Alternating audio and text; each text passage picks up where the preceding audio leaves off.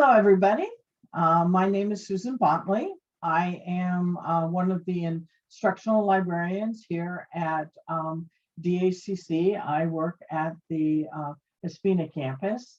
And today we are at workshop number 3 for the Research Strategies series.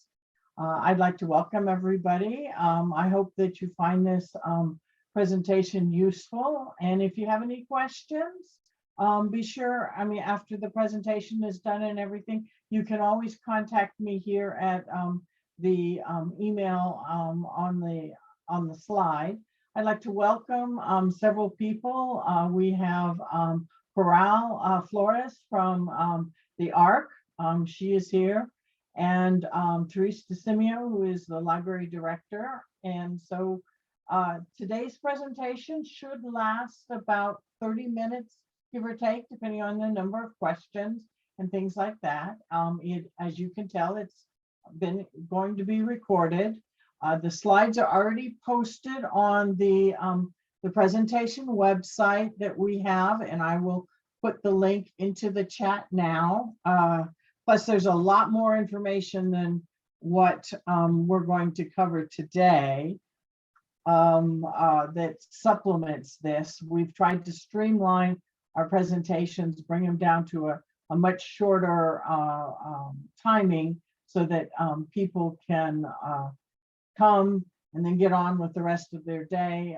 There's a lot of support materials on the web page. So let us get started. There's a few housekeeping things that need to be taken care of. Just your standard, yes, the presentation is recorded.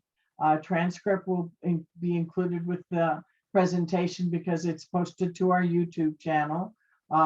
Please keep your microphone muted in case there's any background noises that would disturb the other participants.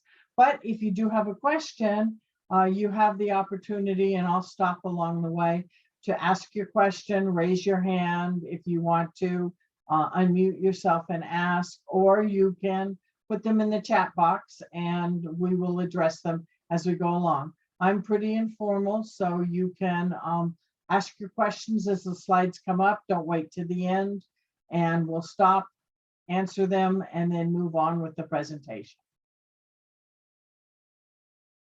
So today's presentation, the workshop, is we're going to talk first of all about the, just briefly about the basic steps in the research process, what this whole series is based upon. And then we're going to talk about how to generate effective keywords and phrases, how to use them with the databases, and the strategies I give you will work with a lot of the databases, not just the DACC ones. And then finally, we're going to talk a little bit about how to improve your results. There are handouts to go along with this, and I will be posting the links in the chat, but they're all on the webpage. So if you don't get the link or don't have time to download it, as long as you have the webpage, which I just posted, and I'll do it again just in case someone has come a little bit early, but this will give you all this information and a lot more. So we will start now with the basic steps of the research process. There are 8 of them. You first have to identify and develop your topic, and then you do a preliminary search for information. And those 2 things were covered in workshops 1 and 2. Number 3 is you have to locate your materials, and that's what we are talking about now, how to find them, how to streamline your search process. Then you have to evaluate your sources, and that is workshop number 4. Finally, you make notes, and that's already been covered in a previous session on taking notes and making outlines that Jose Aranda, the other instructional librarian, has covered, and that is again on the web page. There's a link to that presentation. Then you need to write your paper, obviously, or whatever you're collecting your references for, your resources for. After that, you need to make sure that you've cited your sources properly and that you haven't plagiarized. And that's our last workshop, which is 5. It's all about plagiarism and a little bit about citation, but there is a supplemental website to that as well that gives you a lot of resources on how to cite correctly, depending on the format that you are needing, be it APA, MLA, Chicago, or one of the disciplinary citation formats. And finally, step 8, which a lot of people skip, they forget about, is to proofread. Before you turn in or submit or whatever you're going to do with your end product, you should set it aside, hopefully, if you have time, for a day, if not that, an hour, take a break, do something else, clear your mind, and then come back and look through your what you've just written. Because many times students lose points on their papers or their assignments because they didn't do this last step. And we have a lot of tools out there that do spell check and they do grammar check and things like that. But human eyes are the best of all the options out there. So go ahead and take a break, come back, look at whatever you have written before you submit it or turn it in or whatever you're going to do with it to make sure it says what you want it to say. And there is a graphic that I created based upon those steps. Steps 1 and 2 are workshops 1 and 2. And that's that whole section here. We are now on step 3, which is generate your keywords, choose your databases, and then improving your results. And then workshop 4 is after you've identified your sources, you need to evaluate them and you need to check for bias. And then you make your notes, write your paper, and step 7 is our workshop 5. And all of this, like I said, is on our webpage, including this graphic, and you can refer to it whenever you need it. So, how to generate effective keywords and phrases. And I'm going to send you another link. This is a document that you can download and use.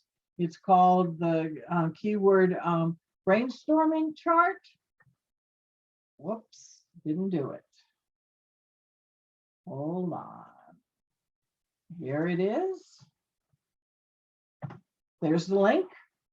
And this is, let me show you what it looks like.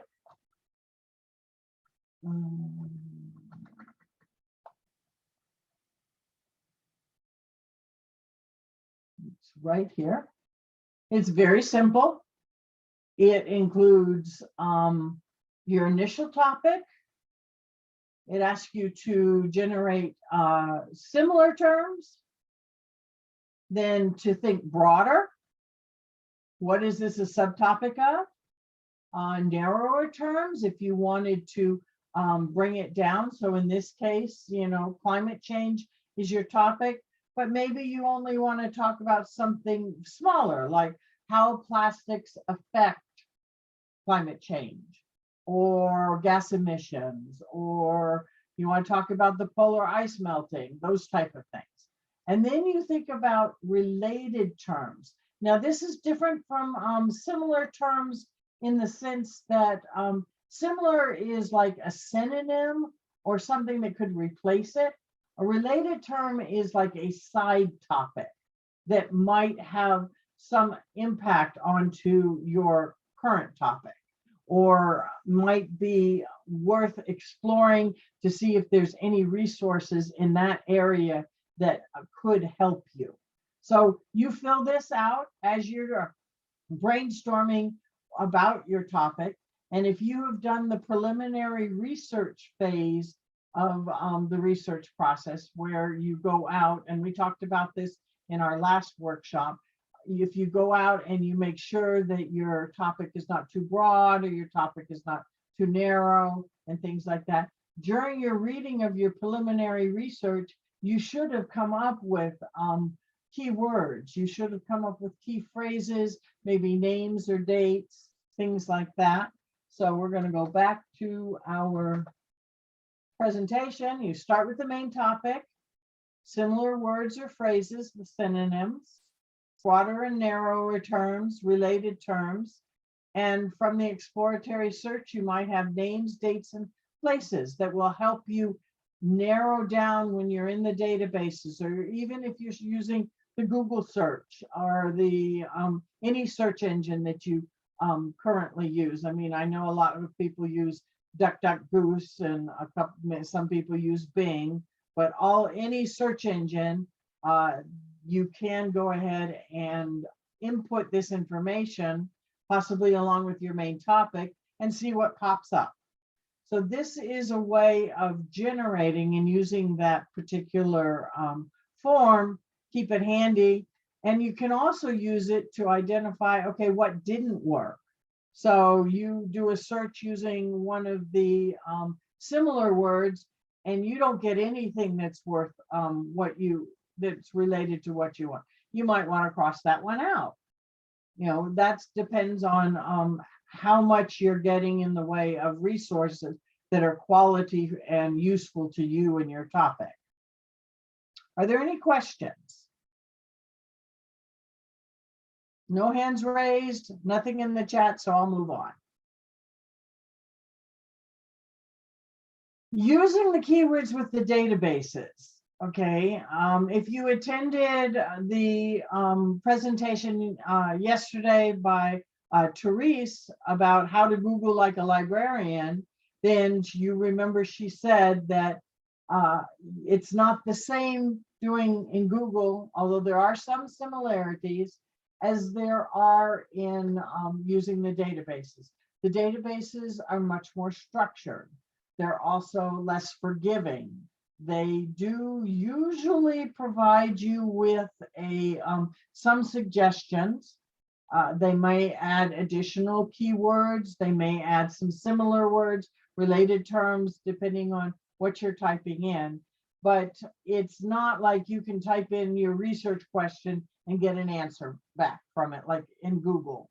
You can usually type in your research question and you'll get something. This you'll probably get, I'm sorry, we cannot find anything related to what you are asking, because it's looking at the question as a solid entity. It doesn't break down information within it.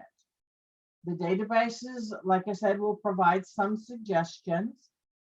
You have to accept the fact that this part of the research process has a lot of trial and error. That is why having a keyword or key phrase listing is very important for you to keep track which ones work better for your topic, especially if you've narrowed it down a little bit, which ones don't, and the order makes a difference. So you could, and if you were there yesterday, you'll notice that depending on the order of what you put things in, you'll get different results. So if you keep track of that and keep an idea, then you'll know if you have to come back and look for more resources, that what the key words or phrases and what order they should go on. Now, abstract concepts, things like love or courage, even knowledge, these are a lot harder to find useful related words and phrases or similar terms. So you'll have to make sure that you're another, I guess, abstract concept that I like to use as an example is the word impact, because impact can have a lot of different meanings depending on the discipline that you're in, depending on what your topic is to begin with. And there are synonyms for the word impact, but you'll have to play around with them to make sure which works best with your keywords and phrases. But remember that abstract concepts are a lot harder to define, and for the databases to get their give you good results from. And then there's the question, Do you spell it out if it's an abbreviation or if it's an acronym, or do you put the whole thing in? And my advice for you is you do both. If you're doing immigration and you're looking at DACA students, okay, DACA students are called dreamers. Okay, you could use that as a similar term, but using DACA could get you some results, but then spelling that out, which I don't remember what the acronym is, sorry. Then if you spell it out and use both of them, you're going to get a little bit broader amount of resources to choose from. So it's up to you to play with it. And again, like I said, it's trial and error. There is no correct way to do this. There is a what works for you and your topic and the assignment requirements is good, might not work for someone else. Are there any questions?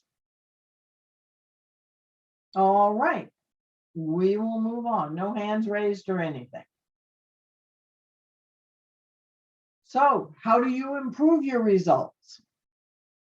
This is where, and I'm going to give you this handout now, which is right here.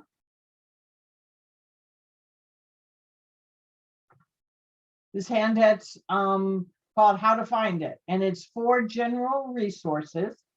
It is specific databases within the DACC system, but what databases are good for library or Google? Okay, is it Ayana? Okay, so what you're saying is Google Scholar. I would treat Google Scholar almost like you were treating a database. It does a lot of search. It searches the databases. Of course, it searches a lot more things like institutional repositories and some gray literature, which are technical reports and white papers and things like that. It is a Google product, so if you attended the Google Like a Librarian presentation, you got some tips on how to do that. Some of those tips are not going to work with Google Scholar. Some of them might. All I know is that the library databases will definitely give you restrictions, and we're going to talk a little bit about that. And I'll show you on the supporting website some good resources that give you a little bit more in-depth information than what I'm going to cover here, if that's okay with you. Does that work for you, Ayana?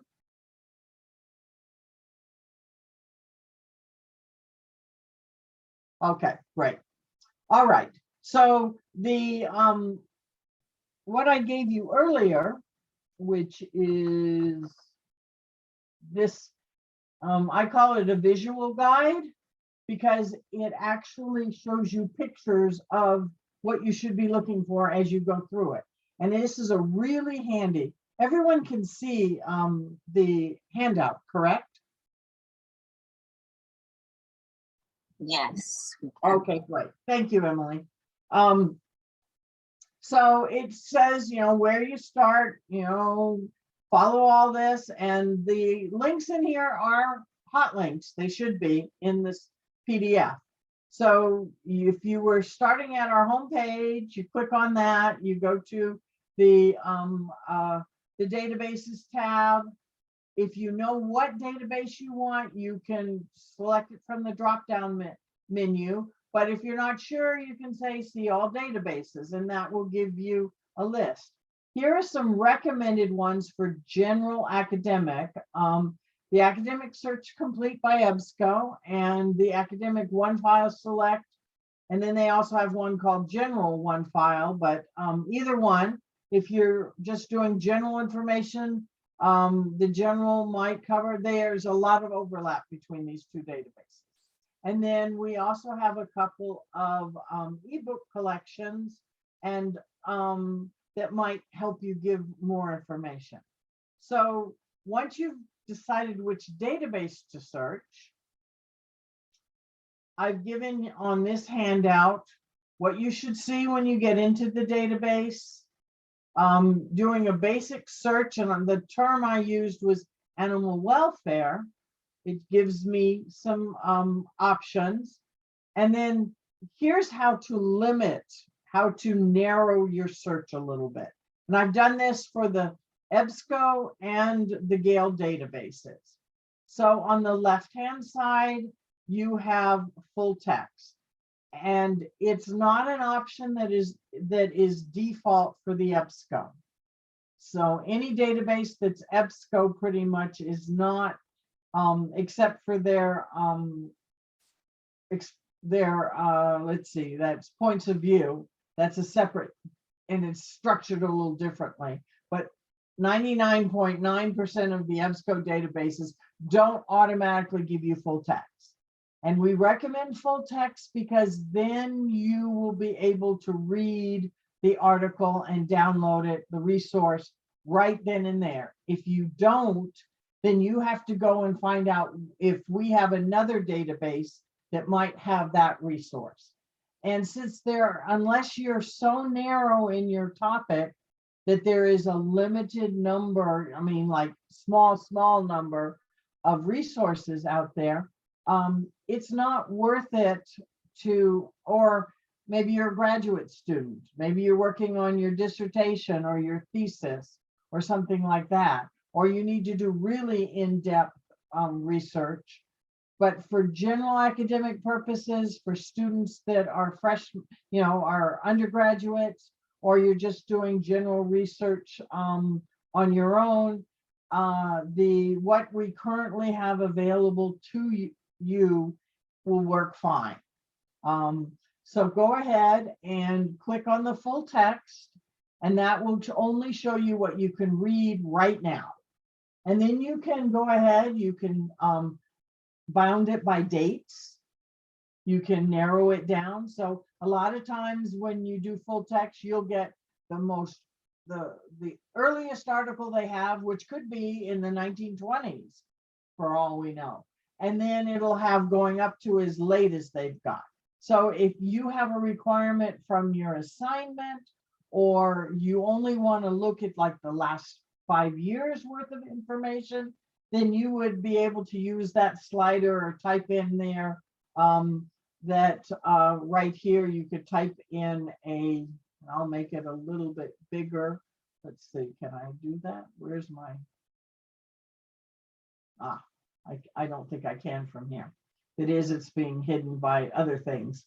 Anyway, you can type in a date, like if I could type in 2017 here, and the slider will move, and it'll only give you those resources from 2017 till the present day, or the latest article that they have. So that's one way to narrow it. You can also narrow it by the type of resource you've got. So if you're looking for academic resources only, you can click on that. If you're looking for peer-reviewed, sometimes that's up here under full text. And that's a little bit different than, because you can have a scholarly resource that's not peer-reviewed. But when you click on the peer-reviewed, the journal has told the database that, yes, it's a peer-reviewed journal. These are peer-reviewed articles. And peer review items, non-peer-reviewed items can appear in peer-reviewed journals, like when you're doing a review of a book. That's not sent out to 5 different people to review someone's review. So the reviews are not necessarily peer-reviewed. And certain sections within a journal may not be peer-reviewed. But this will only give you peer-reviewed, which is the highest standard, the most reliable, the most credible version of research done. So you could do that. You can also look for magazines. And if there are newspaper articles, if there are videos, that list right there under source type, you could choose those and look at all of those individually.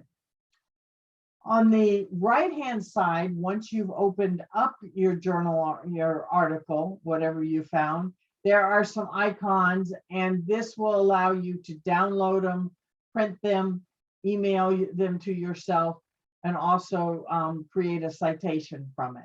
And if we have time at the end, I'll jump into one of the databases and show you what this actually looks like.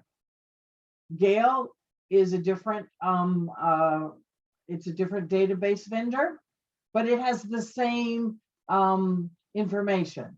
So I got the results from animal welfare, and you can filter your results, but they automatically check full text. If you uncheck it, you'll get more information, but you can sort by publication date, even by publication title. Lexile is reading level, document type. And what I like about the Gale databases is that, let's say you put in a, in this case, I had, for animal welfare, I had 20, I think that says 26, almost 27,000. So I could search within those results if I wanted to add another keyword phrase and then narrow my results. And you can do that multiple times. So you can bring it down slowly but surely. It's up to you how you want to do it, either in your initial search or once you get your first set of results. And as you can see for here, there's books, there's newspapers, there's even images and videos. So this particular topic had a lot of different types of resources. And then part of the, you can again cite it, you can send it to yourself, you can download or print it. So all of that information is available from each individual resource. Are there any questions? I know I covered a lot right now. We're almost done. So limit by date, limit by source type. The default for most databases is relevance, meaning they take what you give them and they say, okay, this is the one that's most closely to what you've asked for. That's what relevance is. And then the ones at the bottom of the list, of the list of resources, as the least closest to what you've asked for. But sometimes you want to see what the newest stuff is, what has already, and you know, it's not going to be necessarily as relevant, but you don't, I mean, there still may be something that's fairly new that's in the middle of the list, and your list might be several pages long. So if you do newest, you can look and see, or if you've already done this search before and you come back to it and you only want to see what's recently been added, you can do that too by newest date. It'll give you, oh, okay, let's say you searched in July of 2021, and now you're coming back to the same topic, and you're, or beginning of the semester and middle of the semester, because things are being published all the time. You can come back and you can sort it by newest, and you will get only what, you know, the top of the list is what's been most recently added to the database. So that sometimes can help. I do that a lot of time with students, especially if their topic is a more controversial one, where you want to know what the latest is trending, what is being talked about, and things like that. Any questions? Okay, we'll move on. Keywords versus subject terms. Okay. You'll find this a lot, and there are a lot more resources on the web page than that supports this, about this, that can explain it in a lot more depth. Again, this is more an overview to give you resources to get started. And if you have questions that are not answered here and not answered in the resources, then go ahead and send me an email, send the library an email, chat with us, call us, however you want to get in touch with us, and we will help you understand this better. The difference, subject headings are more precise results because that's how databases are set up. they have a listing of subject headings and they get a resource, and then they decide that this resource fits inside this subject heading. Okay, so that is a very structured way that they organize the database. A lot of times it will save you time, and if you've gotten way too many results, you don't have time to wade through everything. A subject heading might give you more precise, more narrowed information. Keywords definitely are more flexible. And if you only get a few results or you're not getting enough results, then keywords might be more useful. We always recommend that students start with keywords and then go to the subject headings if they're still struggling to find anything related. Now, on different products have this information in different places. As you can see, the subject terms, I'm in educational technology. I'm trying to get my doctorate in that. So I looked for an article in educational technology. When I clicked on educational technology as a subject term, an awful lot of stuff comes up. And then I have to add keywords to that to narrow it down, because that you can't select several subjects at once unless you use an advanced search. And then you can do that. Usually the default is search everything, but you can say, oh, I only want to search the subjects. So I could do, these are hot links within an article, but I could go back and I could click on the hot link for educational technology, and then I can look up at the top where the search is, and I can add Web 2.0. So it's going to search the intersection of these two subject areas. Related subjects, and subjects and topics can be the same thing depending on the database. These are even more broader, although you see educational technology here and over here. These are three different products that I took this snapshot from. This is a EBSCO, this is a Gale, and then this is a listing from CQ Researcher, which is a different vendor altogether, but it explores controversial or topics that are trending, hot topics, and topics with multiple viewpoints. And a lot of our students have to do an argumentative paper or something like that. So these are all, but I all use the same educational technology as my initial search. This one, believe it or not, I'm going economic crisis. How can that work on that? But I think I was looking at the internet and how it impacted students. Infectious diseases, I think it had to do with COVID, and people were using the internet a lot to identify more information. So it's very interesting how they all relate these. But as you can see, and if you use that keyword or key phrases worksheet, some of these might work and some of them might not, but they are not as detailed, they're not as specific as what might be over here or even under here. Are there any questions? Still no hands, and except for Hayana's question, we'll move on. I think we're at the very end of it. These are some of the resources.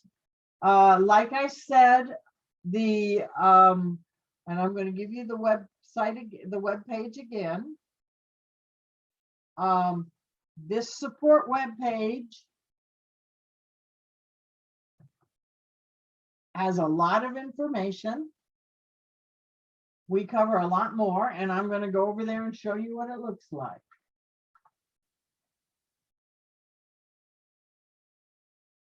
Okay, so this is support. We're searching workshop 3. That's what we're in.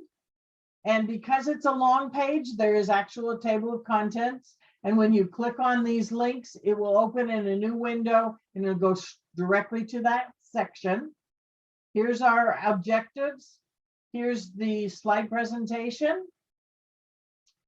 Here is the basic steps in the research process. That was two of our slides.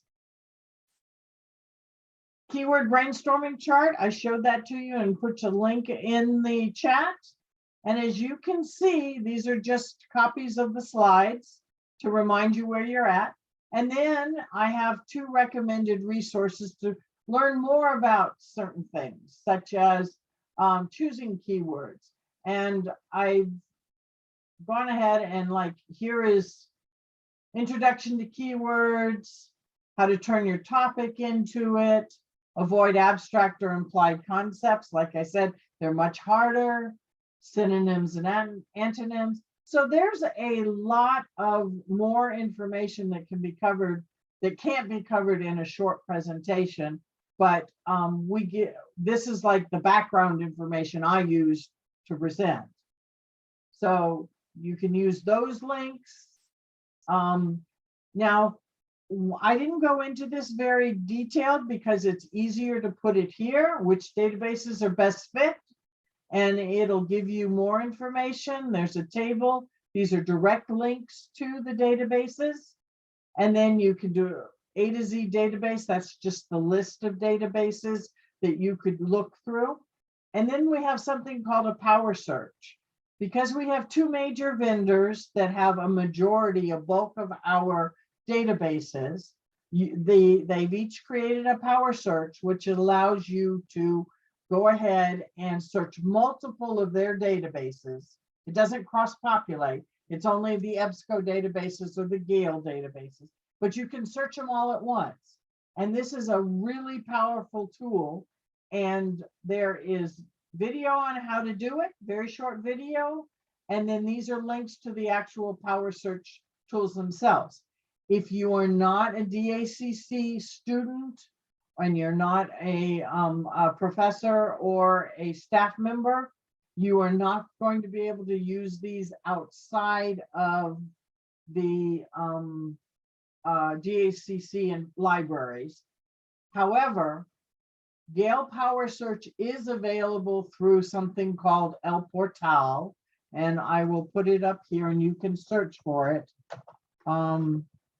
It's the New Mexico State Libraries portal, and they have a lot of our Gale databases there, and their Power Search is one of them on there. So you could do that way.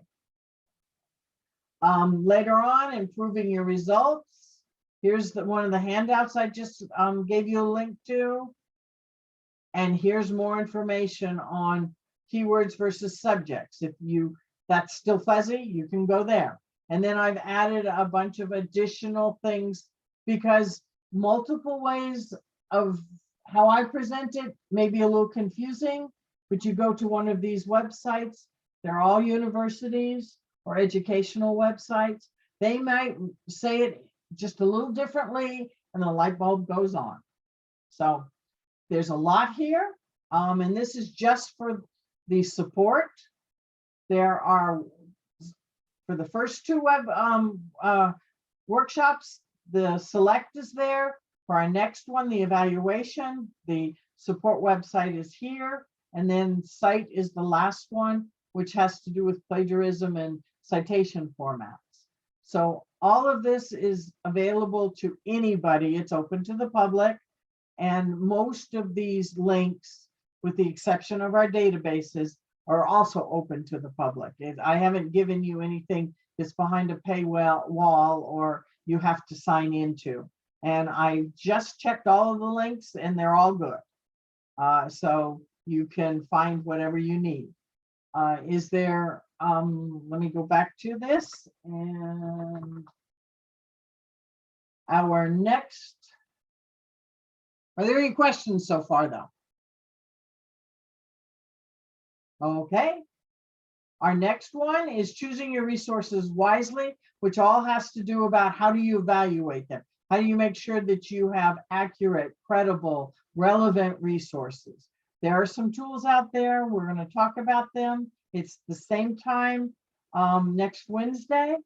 If you want to participate, you can go ahead and either send us an email, or if you're a student and want to get credit, you should go through the tutoring, the ARC, to sign up.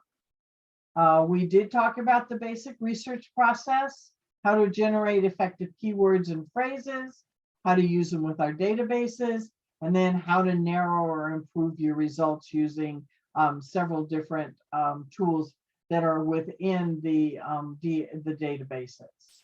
Okay, Veronica, when searching for information, is it safe to say everything is reliable? What I tell students is that the databases are curated. They have people that go out and they find the most relevant, the most credible resources they can. Okay, so you are probably, I would say about 85–90% sure that they're credible and reliable. However, that doesn't take into effect bias. Okay, and bias is a completely is something quite different, and we will talk about that next time, because you can get a credible, it's, you know, you're not going to get something from Mrs. White's 5th grade class on climate change in a database, okay, but you could find that in Google, okay, but you may get an article written in a magazine or a newspaper by someone who does not believe in climate change. So now you're getting into, it's still reliable, it's still credible, meaning that it's not just something that someone, and it could be an expert who wrote the article, someone who, or maybe who portrays themselves as an expert. I mean, there are a lot of topics where you have, you know, 2 different camps. So those you have to be really careful that you understand the bias behind who's writing that information. So I always tell students that there are certain parts of the evaluation process that you can skip, but you need to know how you're going to use that resource. Is it the opposite argument of what you're making if you're doing a debate or a persuasive paper or an argumentative paper, and you're trying to find what the other's argument would be so you can have evidence against that? Or because you don't want to have conflicting resources. You don't want to have one that says one thing and then you read another and it says something completely different as supporting your argument. So that is what I tell them. So yes, reliable, yes, credible, but may have bias in it. So that's one thing you'll have to learn to evaluate. Does that answer your question, Veronica? Okay. All right. The last thing that we would like you to do before you go, and I will put this in the chat as well, is we are always trying to improve our presentations. So if you would please go and fill it out real quick, I'd appreciate it. Again, everything is the slides, and eventually the actual recording will be there. And there are recordings from previous versions of this, but this one has been streamlined considerably. I appreciate you coming. I hope to see you next week if you decide that these are useful. If not, have a wonderful rest of your week. Thank you. You're quite welcome.